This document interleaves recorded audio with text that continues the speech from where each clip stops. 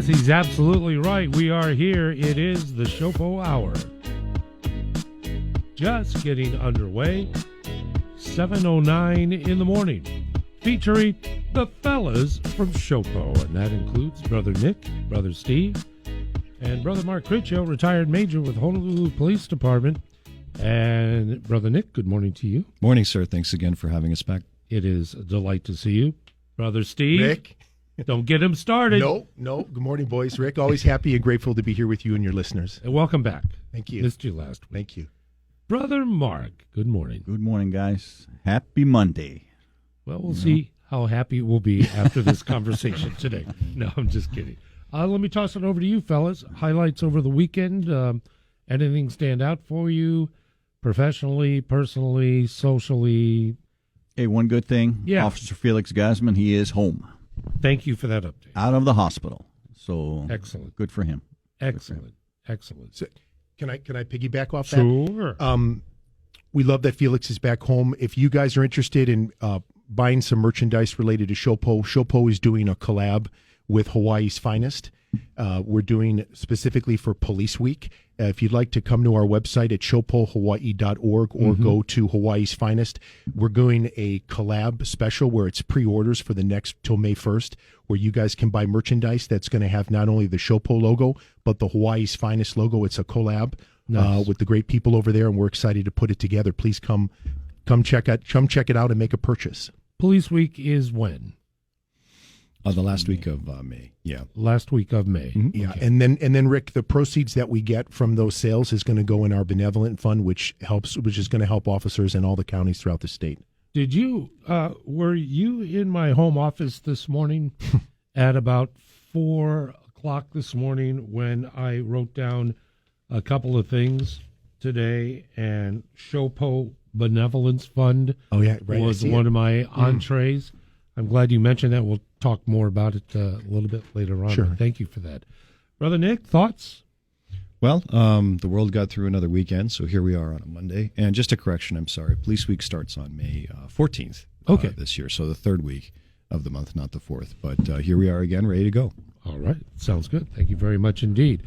I'm going to lead with probably the most important story that I discovered on the SHOPO website, and I digitally scrolled through what I view the most important. That is, on May 26th, you have a golf tournament. Why am I just hearing about this now, boys? May 26th, golf tournament, SHOPO. Who's running it? How are you guys doing? Do you need any help with field and sign-ups or anything, Nick? So every year, SHOPO puts on this golf tournament. Typically, it's reserved for SHOPO members and also retirees of the departments. I think there's going to be over 100 teams this year. It's always packed. We always fill it up. It's an all-day event. It's going to be at Coral Creek. We're always very happy to put it on. There is a former board member and former police officer retiree now, Mr. Roy Fuata, and his wife. They collaborate with it every year. It's always an awesome, fun event. Everybody who goes always has fun. Yeah, it just looks tremendous. And congrats, because is the Benevolence Fund a beneficiary of the tournament? We have used proceeds from the tournament in the past to assist police officers, yes. Gotcha. Again, we'll delve into that a little bit later on, but it is a SHOPO Hour. 521-8383, telephone number. If you would like to be a part of the program, we'd love to hear from you. Okay, in all seriousness, a couple of other things that did stand out. Chief Joe made public statements in regard to there is no stand your ground in Hawaii. In other words, legally pertaining to issues of self-defense and more. I'd like to get your take on the existing laws in regard to self-defense for us, and while patrolling and responding and et cetera, what the interaction is with citizens that feel one way or the other. I feel disempowered, or thank goodness, at least, officer, you're here. Like to start? Sure. Rick, I think the most important takeaway for the listeners with the stand your ground is that here in Hawaii, we're a little bit different where you have a duty basically to retreat. Mm-hmm. So you, as let's say the victim, before you could use this type of deadly force, you would have to, in your mind, explore all the options. So if somebody confronts you with a weapon, actually, our laws on the books would be they want you to turn and run away. They don't want you to stand your ground. You have an obligation to get out of that environment if possible. And I think if somebody makes a decision to defend themselves, they have to always keep that in mind. Could you have left the area? Would that have been a way to diffuse that conflict or that situation? But now that's pertaining to deadly force. What about just simple defense? And what about a verbal that if you have a fear that whoever you're encountering, that it's verbal now, but there could be an escalation. If you were to take a preemptive strike to resist, then you're the one responsible, right? You're committing the crime, if you will, correct? So let's say, Rick, let's say, for example, I approached you. Yes. And I said things like, you know what, Rick, I'm going to do this, this, and this, and I was threatening and I was aggressive, and you would believe that maybe I could do you some harm. You couldn't preemptively shove me or hit me simply because of what you thought I was going to do. Even if you're encroaching. Guess what? If your legs work, Rick, you got to go. You're supposed to go. Jeez, oh man. So before any kind of self-defense can be said, you would have to articulate that was the only thing you could do was that. You couldn't leave, you were boxed in. You would have to articulate the circumstances that would have prevented you from leaving the area. Could you preemptively give a verbal back to say something to this nature? You are threatening me. I believe that I'm in danger. And once you make that qualifier, does that open the door for you to prevent perhaps something escalating? You know what somebody would say? In the amount of time it took you to make that statement, you could have walked away. This is ridiculous. I don't. Yeah, I know. with you. I know. Yep, I know. Yep, I don't disagree with you, Brother Mark. Thoughts? Yeah. Again, you gotta create distance. You gotta if you have an avenue out, you gotta take it. And you'd be surprised. A lot of people ask me this question, and when I tell them that they need to make the distance, they need to try to get away. They're like, "But it's my property. I have a right to defend it." Not in Hawaii, you don't. And there's a lot of people surprised at that here. Believe it or not, when I tell them. Wow. So, Nick, would you like to jump in a bit, please? Sure. So to your point about being in the field and having people ask you, what can I do, or did I do the right thing, or what have you? I mean, it's kind of extremes from my experience at times. People call the police and the crime has happened, the person has got away, and they have this dejected kind of opinion like, I didn't feel like I could do anything, or I felt like I was going to get in trouble by trying to address this myself, so they got away with my purse, or they got away with my car, or they hit me in the face and they run away. And they need your assistance, and we do the best we can to try and work with what we have. And there are times when we're able to actually, find these perpetrators and get them into custody and place them under arrest and so on. I have also encountered people who, when you get there, are frustrated with the situation. They end up taking out on the law enforcement officers specifically who arrive, right? You guys never do nothing. You can't protect me. You can't protect my property. If memory serves, a few weeks ago, we had a caller actually call in and say, I'm moving from my neighborhood because I feel like there's nothing that can be done. I can't help myself, and I don't feel like the system is helping me. For anybody out there that's asking, what can I do? I would just like to repeat what I said to that person that day, which is, however you react to the situation, just remember that if you feel like you are physically going to intervene, what you do has to be reasonable at the very least, given what's happened. Okay. If, and I think that's the trick, the clause that we're all getting at here is that, for example, loss prevention officers at major retail outlets, right? They try and stop people who are shoplifting, who have left the store with merchandise. Sometimes they feel like they have to get physical and physically restrain these people. And then it all goes wrong for the loss prevention officers. We've seen that several times where a simple shoplifting, which could have been a misdemeanor or a petty misdemeanor offense, turns into a robbery, right? Because somebody from the store goes out and tries to stop the crime from happening, and then suddenly there's an assault or worse, right? So what's the key to it? I think it's an appropriate kind of attempt to intervene without going too far. I know in the city of Seattle, the directive is do not confront, do not prevent, do not use language that could be perceived as threatening. Like, if you don't put that down, I'm going to call. They're not. And I know that because of Zoe's job at a Target store. There you go. And that was her job. And her job wasn't to prevent. Her job was to inventory what is stolen so it could be submitted to the store's insurance company. That's the level. The only time Seattle police were ever called if there was a physical event. I think that ties in with, sorry to interrupt you, but I think that ties in with the notion from a lot of retail outlets, and also, unfortunately, from a lot of people who are making legislation, that property is just property, and it's not that big of a deal to lose it, and that's a losing mentality right there. But often I think to myself, okay, well, obviously, some people, some retail outlets, some politicians, some legislators think that, okay, what's the real loss here? If somebody takes $1,000 worth of your product, is it really that big of a deal at the end of the day? And actually it is, because we're seeing it in places on the mainland where all of this has been deregulated. And you have stores closing. Right. You have stores closing. You have places like San Francisco where people are just, rings are just perpetually breaking into cars all day long and stealing people's stuff. And, there you go. Yeah. Rick, one thing.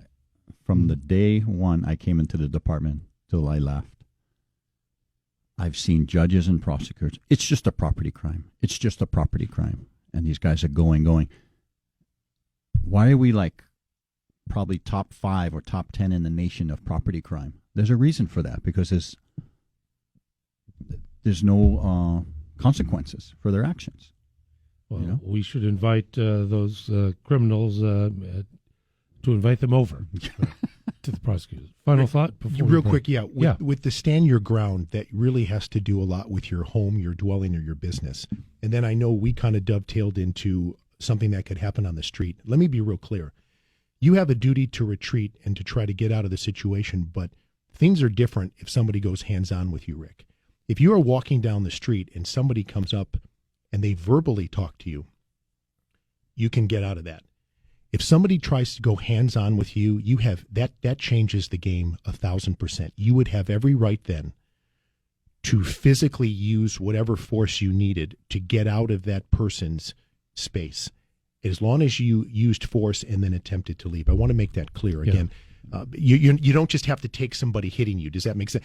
But again, words are just words. But if somebody puts their hands on you, that changes things. But see, even that becomes problematic to a degree, because then it's a reliance of he said, she said, or if there is a witness, and if that witness has an agenda or a particular thing and is inaccurate and untruthful, then you're in a bad bind. And Rick, somebody like yourself, a high-profile guy, you just want to get out of there, because there's just too many things that could go wrong for any one of us.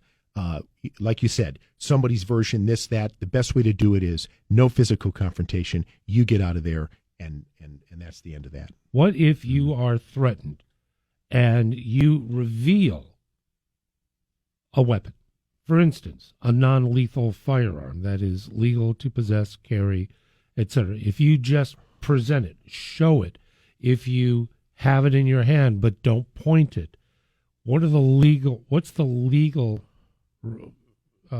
ramifications of that if you firmly believe that you are being threatened?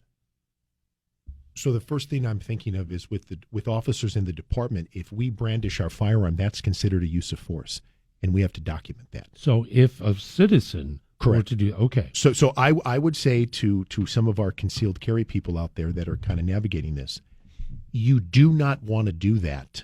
That's a last resort, because if you pull that firearm out, what you're saying is, I'm prepared to use it if things escalate. And for us in the department as as officers, we have to document that anytime we draw that weapon and point it at somebody, that's considered a use of force.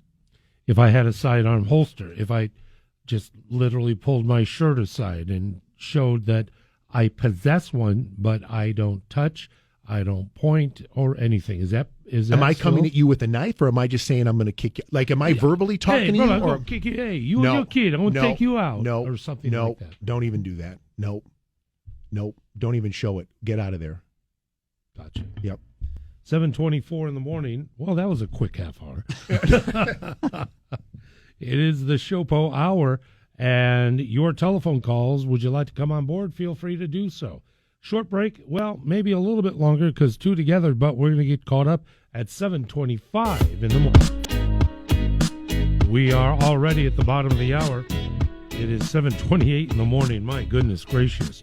You mentioned the SHOPO website earlier. Could you please share with us again? And what will folks find when they visit the SHOPO site? Yeah, Rick, so please come visit us at shopohawaii.org. We have a members area, and then we have a public section, and on the public section is going to be a link to Hawaii's Finest, where, again, this special collab we're doing to honor Police Week is going to be available, where you're going to have shirts and hoodies. It's a first run, right? So there's not hats, and we're going to have shirts and hoodies for men, women, and the kids. It'll be pre-order, and we're hoping the order time is going to be between now and May 1st, and we're hoping to get the product to people right around that Police Week time. And again, once everybody, once expenses are paid and whatnot, any proceeds left over are going to go to the benevolent fund. And as we touched on that, Rick, that's going to give the union the flexibility to assist officers in all the counties in emergency situations where their families need it. Excellent. Thank you very much for that update. Yeah. Thank and you a big thank you to Lele and his team over there at Hawaii's Finest for doing this with us. When we come back, if you don't mind, gentlemen, I'm going to ask about investigative process and cite a couple of situations just so we have an understanding of what takes place. And we'll take your telephone calls as well. 521-8383. You're on the SHOPO Hour here on News Radio 830 KHV. As always, thoroughly enjoying the SHOPO Hour, and brothers Nick and Mark. Wow. I'll update you on the break. And brother Steve are in studio. And you're dialed in together. It is 7:34 in the morning. Let's go to our callers, if you would, gentlemen. We'll go ahead and put our collective headphones on because we'd love to hear from you. And as a matter of fact, we go out to Kapolei, I believe, and that's where Say joins us today. And aloha, Say, you're on with SHOPO Hour. Good morning. Once again, Say, good morning to you. Say, are you on the line? And if you are, could you turn your radio down, please? I'm on the line. Oh, and great. My question, hi. My question, hello, good morning. My question real quick is regarding the trying to get away, and that's the first, protection that you have if you're encountered by someone. Okay, it may be a no-brainer, but I just want to be clear. If I have someone with me that is not able to run, if that their person is old, if they're elderly, and we're approached, and there's a feeling of threat for myself and for the other person that I'm with, we can't get away fast. I can, but I'm not going to leave the person that I'm with. So then what? Am I allowed to do whatever I have to do to protect myself and the person that I'm with? Awesome. Great question. Thank you so very much. Gentlemen, who'd like to field her call? To me, absolutely she can. And, like we said earlier, as long as you could articulate the reason why you couldn't retreat, go for it. Yep. Steve? I agree. First of all, that's an excellent question. We appreciate taking that. As long as you, like to Mark's point, as long as you can articulate that you were not able to get out of the situation and you were forced to engage, as long as you can explain your actions, you're okay. There we go. Thank you so much. Nick, final thought on this before we move on? It's definitely a mitigating factor for sure. That's one of the things that we have to take into account when we're trying to put together a total picture of the situation through the investigation when we show up. So, I would say definitely that's something to take into consideration if you do feel like you have to respond. And can I just add something? Sure. What a great lady, because you know what? That's how everybody needs to think. She's not going to leave somebody behind. Mm-hmm. You got people out there that they might even forget they have company with them and just run and scatterbrain. The fact that she has the presence of mind to know that she's not only responsible for her safety, but somebody that's with her, I think that's very commendable. So I'm not going to, this isn't a pitch, because I talk with Mark J. Victor on a regular basis, and I signed up attorneys on retainer.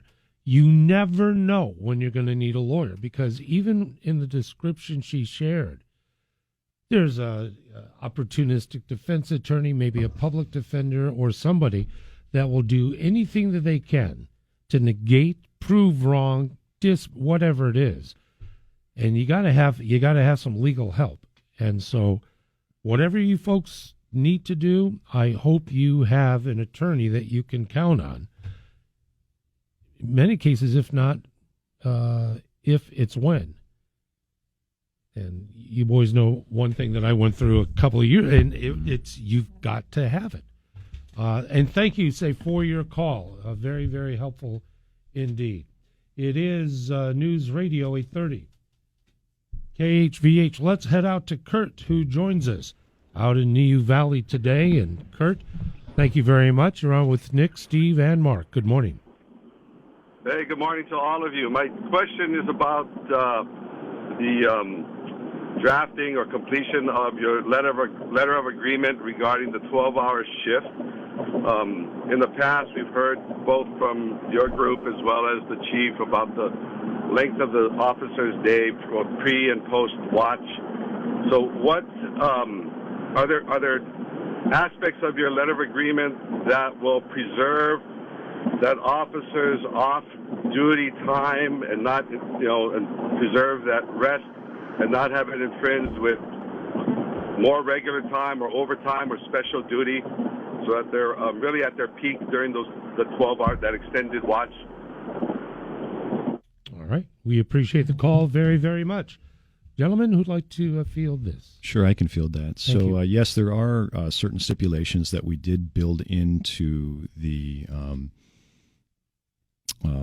agreement that we signed with the department last year regarding the actual field test of this program in Districts 4 and 5. And it had to do with performing special duty on the days that you are working, and then the amount of overtime hours that you could take during the week where you were working. We did feel that it was important to limit both of those factors in order to make sure that officers are well rested, because it is a longer shift than they're used to doing. So we did build in parameters there. Officers on the pilot program are limited to not being able to do special duty on the days that they're working. And also they are limited to an overtime cap during that week to make sure that they're not burning themselves out. Gotcha. Thank you very much for the question. Nick, thank you very much for the reply. Takes us to 7:40 in the morning. There was a terrible news story. There have been several in the past news cycles that had to do with violence against others. 21-year-old man was arrested for a chemical attack on the victim.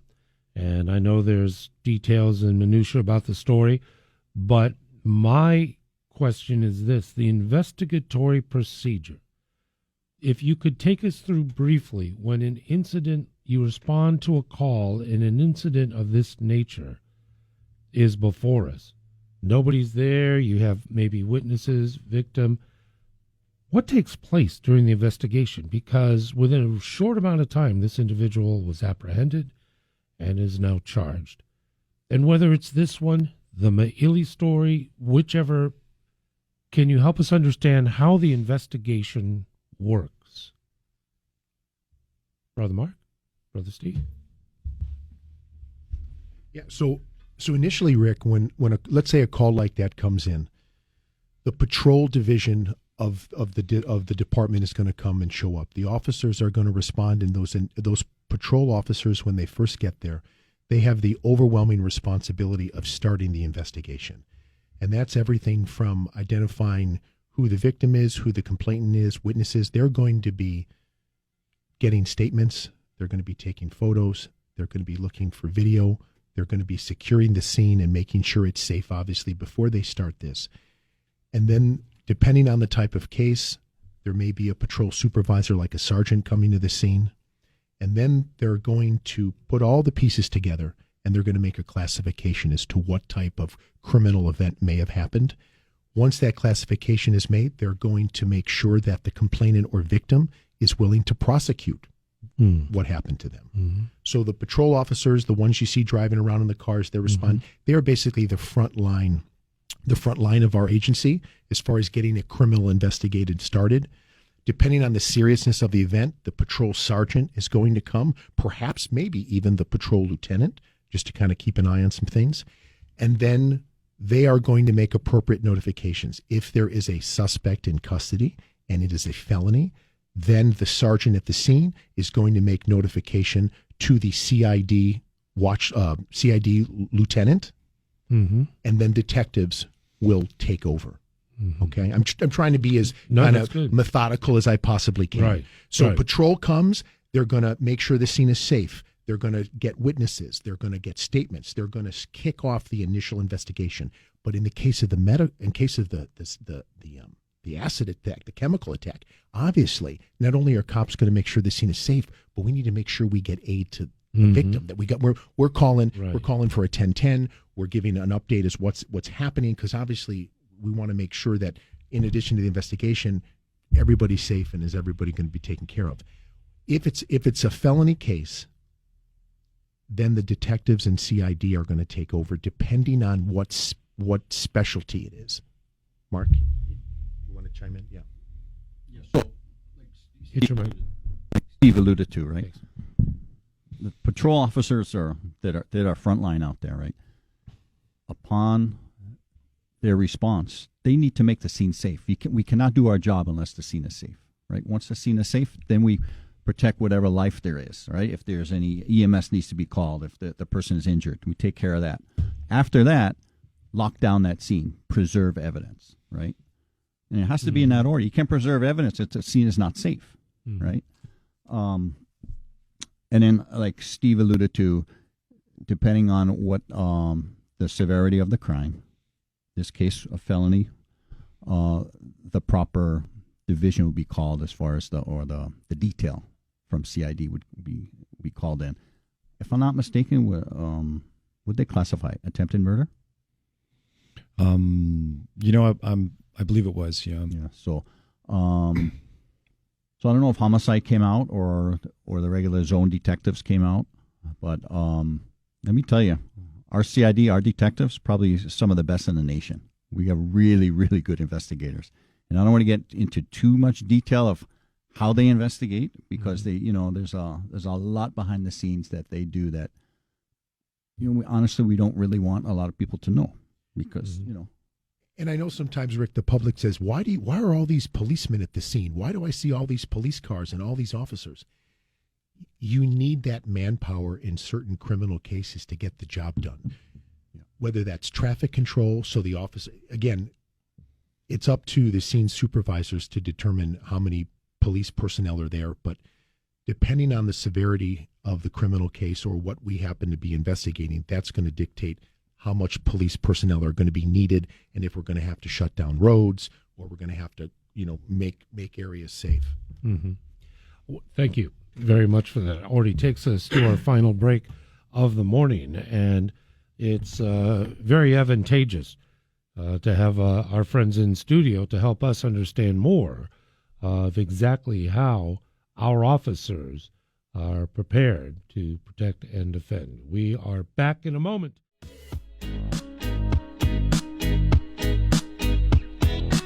You're dialed in together. It is the SHOPO Hour here on News Radio 830 KHVH with Nick and, of course, Steve and Mark.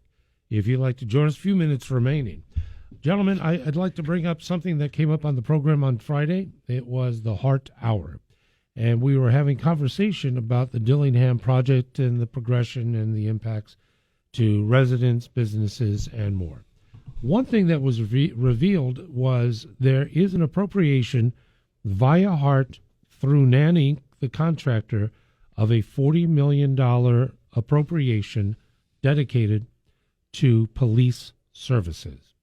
And the most visual part is traffic control, or that's where the officers are mainly seen on this project now. It's reported to me there's approximately 8 officers during a particular time of day, which is peak time of traffic, etc. And the unfortunate part, there is no apparent traffic management, direction, intervention. They have concerns that oftentimes perhaps an officer is on their phones or on their tablets or in their cars and things like that. And I wanted to ask you what the parameters are of special duty officers in a situation like this. Sure. So special duty is managed by our department. It's not something that we as a union have any purview in whatsoever. So the special duty rate, restrictions on how to do special duty, how to sign up for it, and so on, that's all set by the Honolulu Police Department based on however they feel it needs to go. When you take a special duty job, there are typically requirements that are given to you about what you need to do and where you should be and how visible you should be. And I do know that for this particular job, there are specific requirements that you are not to be in your vehicle, that you are to be out directing traffic when necessary. So every officer who takes that job does know what those requirements are. Excuse me. It's not 8 officers, 24 hours a day, 7 days a week out there. Right. It has changed over time. It can vary depending on exactly what type of construction is going on and how much construction presence is going to be on Dillingham Boulevard during the course of the day or night. I wouldn't consider it a waste because I do know for a fact that officers that work that job, they are issued equipment to try and get the traffic flowing. NAN provides them with radios so that they can communicate with each other at points throughout the line on Dillingham. If one officer says, hey, it's backing up over here really badly, they'll notify another officer. They can work an intersection to make sure or try and alleviate the congestion as much as possible during peak traffic hours.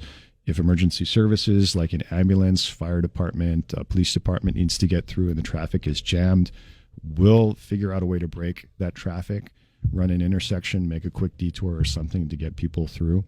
So it's not as simple as just showing up and standing around and getting paid. It's actually pretty hard work, especially during the daytime when the sun is up and it's really hot because you're out there baking the entire time.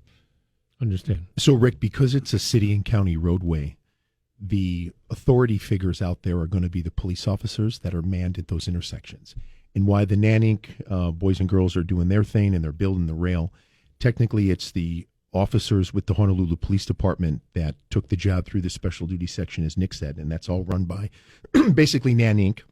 reached out to HPD because it's in the city and county of Honolulu and said, hey, listen, we got this project. We're going to need so many officers. And it's all run through the department. So when you see officers out there working the side job or special duty, the department knows they're there. So there's accountability. And then, of course, the department has, as Nick alluded to, there are protocols. We have special duty. You have to dress a certain way. You have to have your equipment. There's all these things that the officers have to do. Site inspections. On the sergeants would come and check out their gear. So the officers are aware of what they have to do, Rick. And then the officers have the ability to obviously facilitate the flow of traffic, make sure everybody's safe, and that's why they're out there. You alluded to phones and tablets and whatnot, and I'm sure there would be appropriate times where an officer would need to be on their phone or look at a tablet. But clearly, their main responsibility, Rick, is to make sure that the motorists and the construction team are safe, and that traffic is flowing, and that it's not backing up, and the pedestrians that need to cross or whatever. There's bus stops over there, if I remember. The cop's job over there is just to make sure that work can get done and things can progress, but keeping pedestrians safe, the workers safe, the cars, and this sort of thing.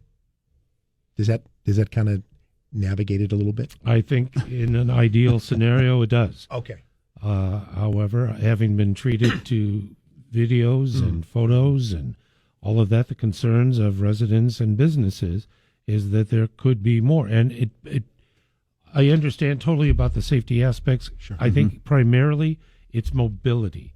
Because of the situation created, it's obviously not HPD's responsibility, but probably with Nan and the city of how to navigate through. There's a dearth of mobility in this area, which in the minds of many could be optimized if there was a more profound traffic management on site. Now, my question would be, is Nan responsible for the management of that? Would they direct officers to say, hey, listen, we got to get this over here and over there? Or is it supervisory, site inspections? Hey, guys, we got to really move on getting this turnaround. What's the protocol there? Go ahead. Okay, so as a patrol sergeant, on that particular job, because there's so many officers working, there is going to be a lead sergeant there that's supervising that team. Gotcha. It is that sergeant's responsibility to make sure that his or her team is effective and facilitating the flow of traffic. And if officers are not seeing what they're supposed to be doing, then it's the sergeant's responsibility to say, get on the walkie and say, hey, gang, we need to flush traffic on Dillingham. We need to push this. We need to push that. Now, Nan Inc. may come in and tell us at times, because I've worked that job years ago, we have to move this pylon from here to there, and we're going to actually have to shut this down for a couple minutes. And, a couple minutes over there is going to create kind of a backlog. And I could see, Rick, why people in that area would get frustrated, because it is such a lengthy experience. If you can't make left turns, and just navigating that whole thing is challenging. But ultimately, Rick, the sergeant that is the sergeant or the lieutenant that is in a supervisory position of those officers would be the individual that would monitor the police. You're never going to have a situation where Nan Inc. is telling the cops what to do. Okay. It's not how it works. Got it. Nan Inc. is going to communicate with the supervisor of that team, and then the supervisor is the police lieutenant or sergeant is going to communicate to the officers what's needed. You're not going to have a Nan foreman come up and start telling the police what to do. Protocol-wise, would it be if particular businesses or groups say, hey, listen, this is exactly what, would they be able to meet with the supervisor and say, listen, officer, sergeant, this is kind of what we're facing. Could you help us out somehow, or at least elevate the awareness of peak times and the pathways that are established? Well, it's a team. It's a team over there, right? You have the Nan Inc. team doing what they need to do. Then you have the police side of things, and sure.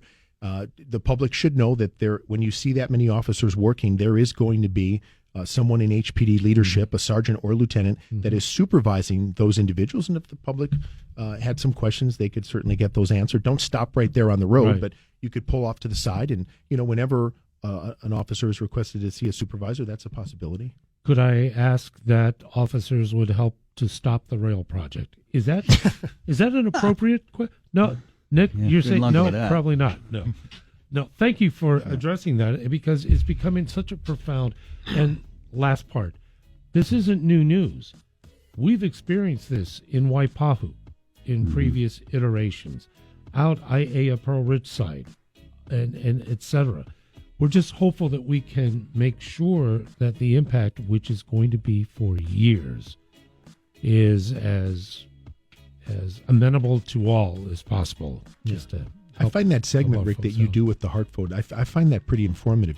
It's a good segment. No, it's informative. I'm not saying we like everything that's being said, but I'm just saying that it certainly is informative, and they seem to be pretty transparent. I want to thank you, gentlemen. Got to say bye, and we'll see you next week. Okay.